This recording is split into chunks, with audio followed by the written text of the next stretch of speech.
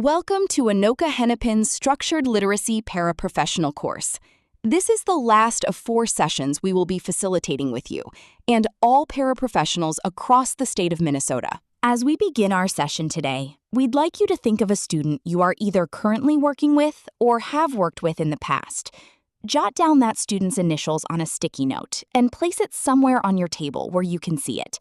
This will be a reminder to you to keep in mind that our work as educators is first and foremost about our students. Why are we here today? It's quite simple.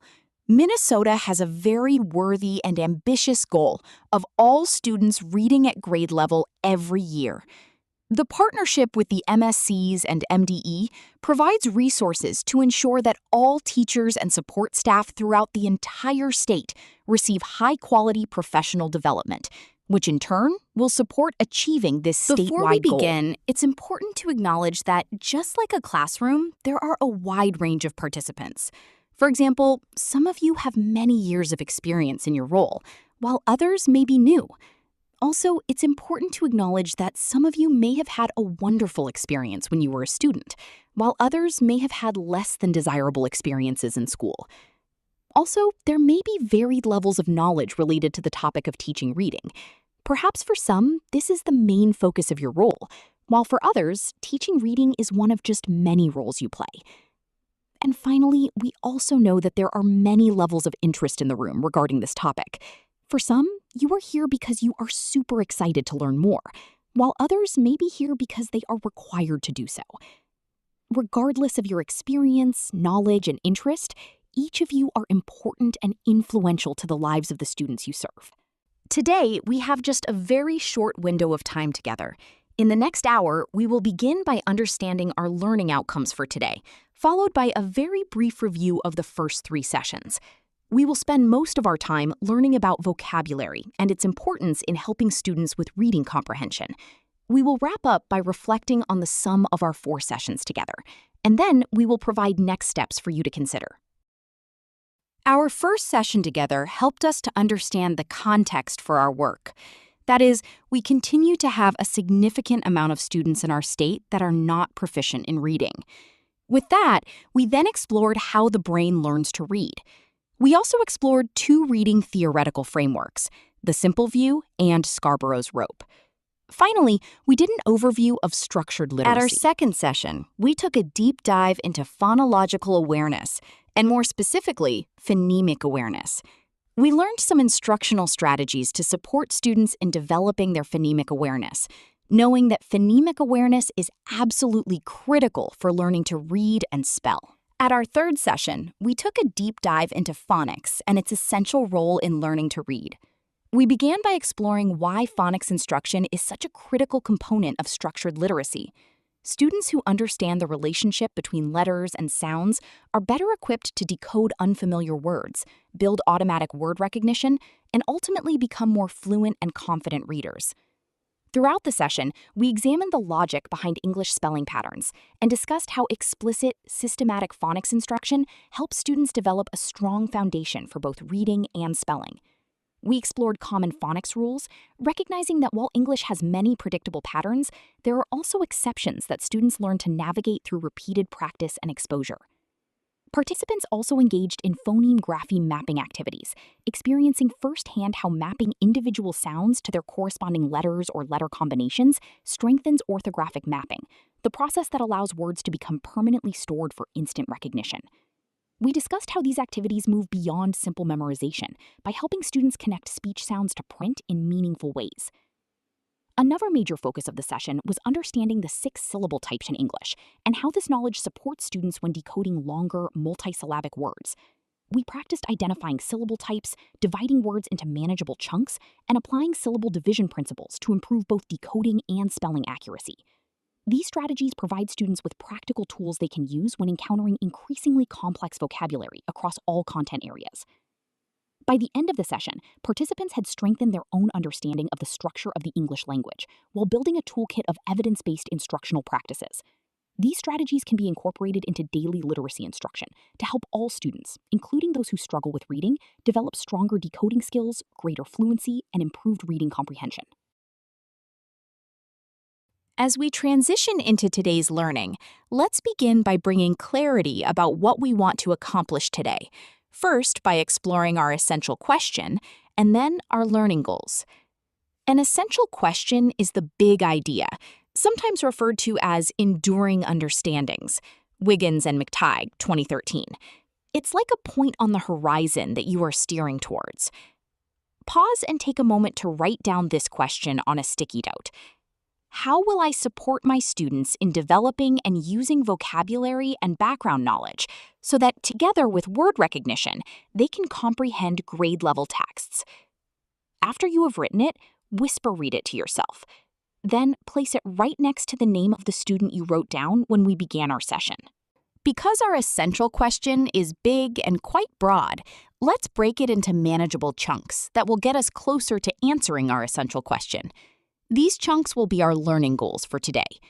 Today, we will define comprehension and understand it as an outcome of word recognition and language comprehension.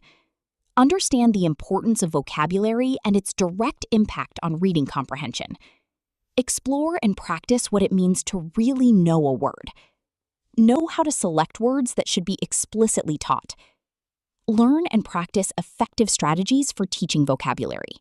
Our first learning goal is to define comprehension and understand it is an outcome of word recognition and language comprehension. Let's begin by tapping into your insights and experiences. On your stop and jot form, pause the video and record your response to this sentence starter. Comprehension is... As you can imagine, comprehension is something that has been studied by many researchers over the years. Here you will see 3 researchers who also completed the sentence, comprehension is.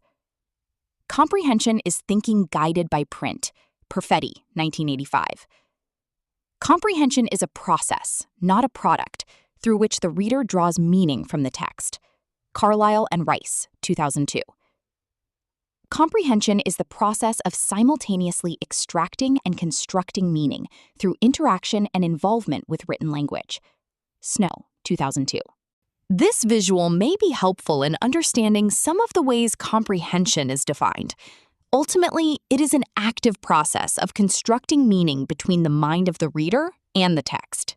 This is also a good time to return to one of our key reading theoretical frameworks, the simple view of reading.